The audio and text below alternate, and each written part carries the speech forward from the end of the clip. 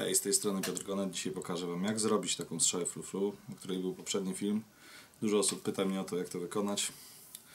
Robią to źle, więc fajnie byłoby podzielić się wiedzą czasami. Także zabieramy się do roboty, krok po kroku. Do zrobienia strzał flu-flu będziecie potrzebować piórek, kleju, oczywiście strzały z tępym grotem. Ja akurat używam Sandersa Bluntów wkręcanych. Wystarczy w zupełności. Aluminiowa strzała Easton, najtańszy promień na rynku chyba jaki jest. Nożyczek, kawałka papieru ściernego, oczywiście nieodzowny papier toaletowy w każdym warsztacie. Najlepszy jest aceton, żeby odtłuścić strzały przed klejeniem, ale uniwersalny rozcieńczalnik też dzisiaj powinien wystarczyć, jako że aceton się właśnie skończył. No i zabieramy się do roboty. Zaczynamy od przygotowania strzały. Ja zwykle z doświadczenia wiem, że gładka powierzchnia źle się klei, zatem zawsze papierem ściernym najpierw staram się ją przygotować w ten sposób. Ja tutaj jestem przygotowany częściowo promień, to widać, ale nie zaszkodzi trochę poprawić. Ok. Teraz za pomocą rozcieńczalnika odtłuszczamy promień, żeby się dobrze kleiła powierzchnia. A następnie zabieramy się za przygotowanie pióra. I odrywanie pióra jest najtrudniejszą rzeczą dla początkujących łuczników. Jak sobie możecie zobaczyć, jest tutaj początek pióra. Tak. Jest także jego koniec. Zaczynamy pod włos. Czyli jak lotka nam się strzępi, w taki sposób zaczynamy pod włos. Łapiemy odrobinę pióra i zaczynamy pomału odrywać, aż oderwiemy kawałek stosiny. Łatwo zauważyć, że odrywa się część miękka od części twardej. I teraz, żeby fajnie to oderwać, warto jest przytrzymać palcem do stołu sobie stosinę i odrywać nie na wprost, tylko lekko w tamtym kierunku ciągnąć. Wtedy stosina ładnie się powinna odrywać. Czasami niestety uda Wam się zepsuć pióro, szczególnie jak pióro jest suche. Oryginalnie w średniowieczu darto pióra świeże z gęsi, czy robiąc strzały średniowieczne chociażby. Nasze pióra są przygotowane dużo wcześniej, w związku z czym często jest tak, że piórko jest dość suche. Trzymamy stosinę i jak widzicie, odrywam po kolei pióro. To jest wiele metod na to. To jest akurat najprostsza. Na zrobienie jednej strzały flu-flu potrzebujecie przynajmniej 2 pióra. Jeśli zostanie Wam taki kawałek stosiny w środku, wystarczy złamać to paznokciem, tak, i pchać w dół. I można zdjąć pióro nadal, odczyścić do końca elegancko. Jeśli zostają jakieś takie fragmenty, to wiadomo, one się będą źle kleić, ale takie drobiazgi w zupełności nie przeszkadzają. Dlatego zrobię jeszcze jedno pióro, bo na jedną porządną flu-flu wychodzą mi 2 pióra. Także robimy drugie pióro. Przy odrobinie wprawy to już idzie szybciej. Na początku oczywiście trzeba uważać.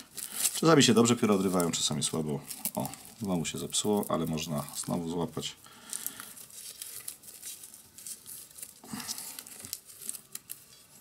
I w ten sposób mamy, jeśli jakieś piórko jest słabej jakości, ma niewielką powierzchnię klejenia, jest cieniutkie na końcu, można spokojnie odciąć ten fragment po to, żeby strzała była fajna. Jeśli strzała jest ewidentnie, pióro jest słabszej jakości, z której strony, to też przy nakładaniu to trzeba wziąć pod uwagę, ale o tym za chwilę. Więc mamy tak naprawdę 2 pióra przygotowane. I teraz wielki sekret robienia strzał flu-flu polega na tym, że chcemy nawinąć pióro w dobrą stronę.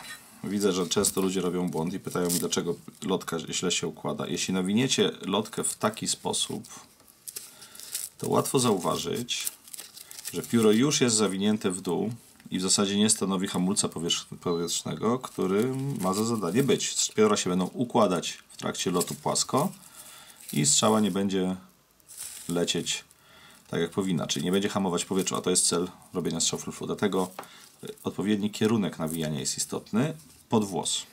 Jeśli zrobicie to dobrze, no to lotka będzie bardzo ładnie hamować. Ja zaczynam zawsze od tego, że odrobinę kleju daję sobie tam, gdzie chcę zacząć pióro. Tak, widać.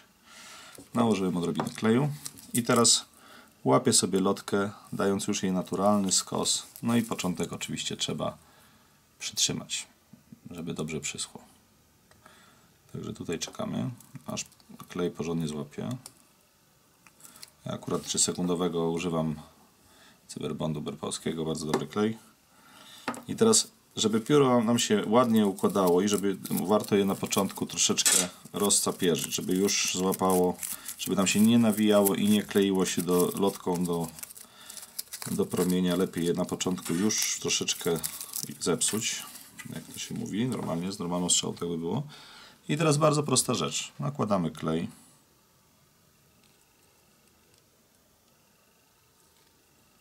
Na dłuższy odcinek lotki i odrobinę ciągnąc, tak, zaklejamy na strzale. I oczywiście znów musimy czekać, aż to wszystko ładnie poprzysycha. Nie chcemy, żeby nam się lotki przyklejały do stosiny, więc warto sobie tu pomagać palcami czasami i rozsapierzyć tą lotkę. I w ten sposób robimy z całym piórem. Ok.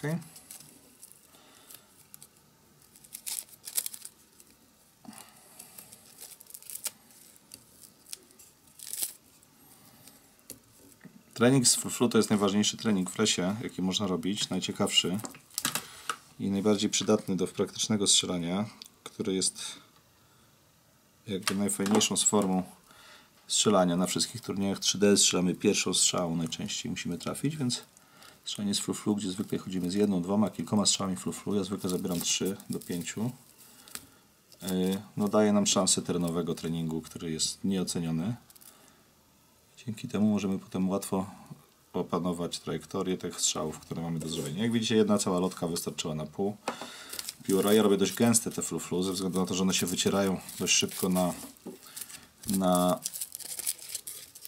kamieniach. Jeśli teraz traficie w coś twardego, no to wiadomo, że ta lotka nie wytrzymuje tego uderzenia, część się odrywa albo ulega uszkodzeniom, więc warto zrobić gęstą, dużą. Nie ma co żałować. Lotki nie są aż tak drogie, żeby żałować pieniędzy na jedną strzałę, która służy zwykle do czasu, kiedy się ją zgubi, czyli bardzo długo, bo jak widzicie, pomarańczowy kolor, różowy kolor lotki pomaga nam znaleźć tą strzałę. Nie dlatego, że ja lubię różowy, nie lubię tego koloru, nie jest to mój ulubiony kolor.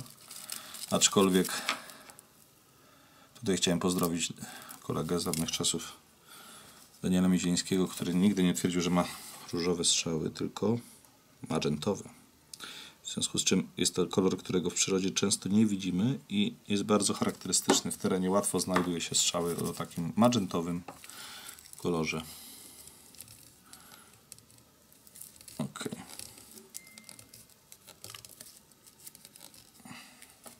Jak widzimy, zbliżamy się pomału do końca tej części robienia strzały. To nie jest takie trudne. Wymaga troszeczkę cierpliwości, jak wszystko związane z łucznictwem.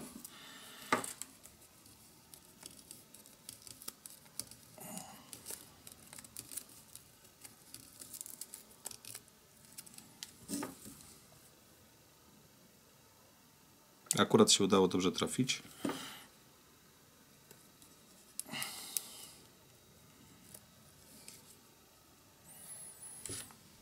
I zakończamy rozsapierzyć porządnie wszystkie lotki przed tym, jak zaczniemy je przycinać, więc ja to robię manualnie, ręcznie. Po prostu za pomocą igły staram się porozdwajać wszystkie lotki tak, żeby jak najgęściej były, w sensie, żeby się nie sklejały zupełnie. Tak.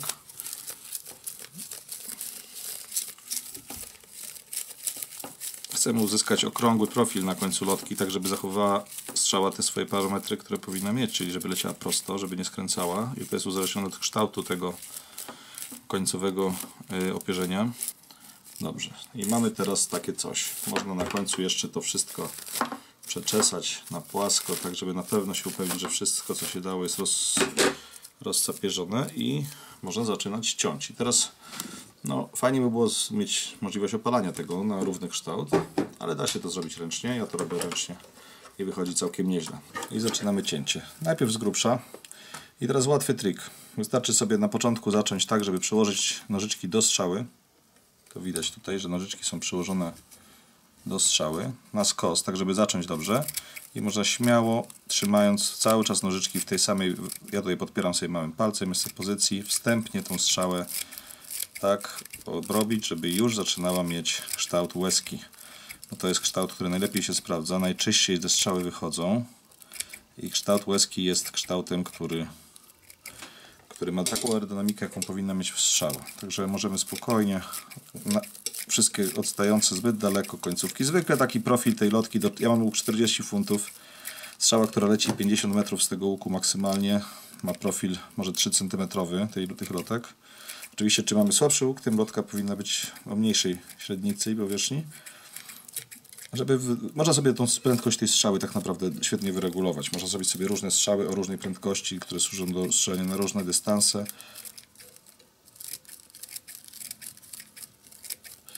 Jest to troszeczkę zabawy, dlatego mówię, nie jest to rzecz, którą się robi cały czas na szczęście.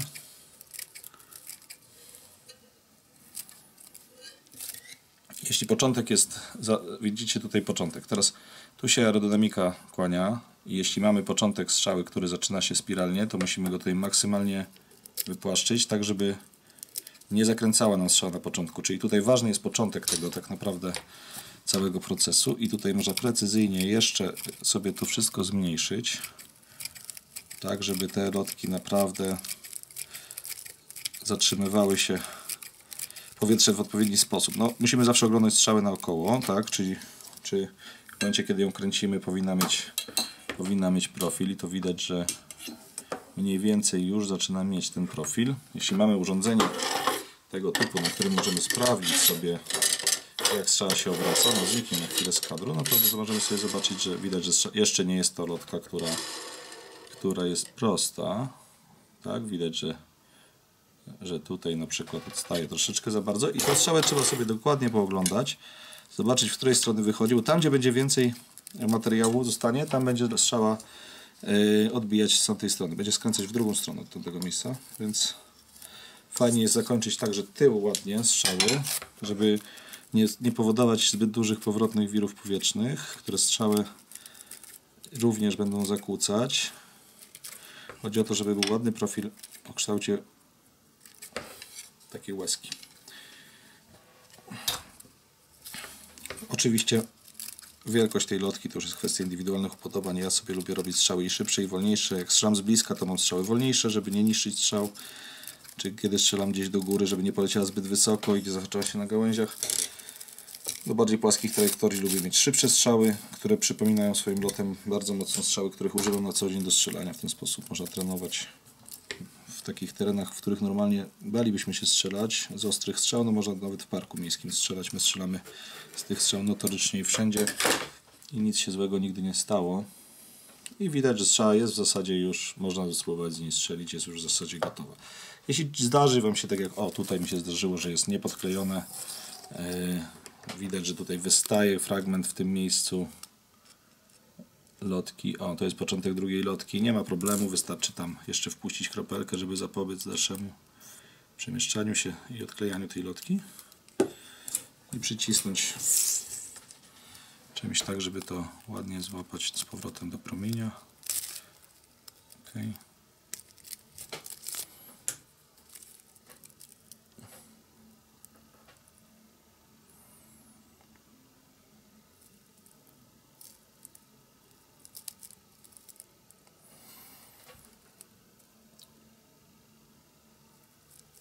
Już jest złapane.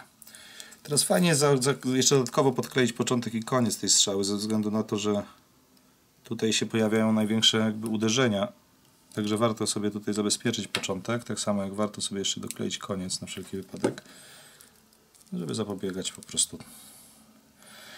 Te lotki i tak wymagają co jakiś czas serwisowania i wymiany, dlatego że no, nic nie jest wieczne, szczególnie jeśli lotka jest pod włos postawiona, to ona się tutaj łatwiej łamie, także to trzeba uważać, żeby ich nie niszczyć, natomiast strzelanie z nich to jest czysta frajda. Insertów w ogóle do aluminiaków nie wklejam, nie ma to żadnego sensu dla mnie ze względu na to, że ta strzała się nie wbija, więc jak się dobrze wciśnie, to w zasadzie nigdy mi nie wypadł z niej grot, także jest to bardzo proste, wystarczy znaleźć promień, przyciąć, zrobić lotkę. Serdecznie dziękuję Wam za oglądanie. Mam nadzieję, że pomogłem odrobinę w robieniu strzał, które są w stanie dać Wam więcej frajdy i fajnego treningu terenowego.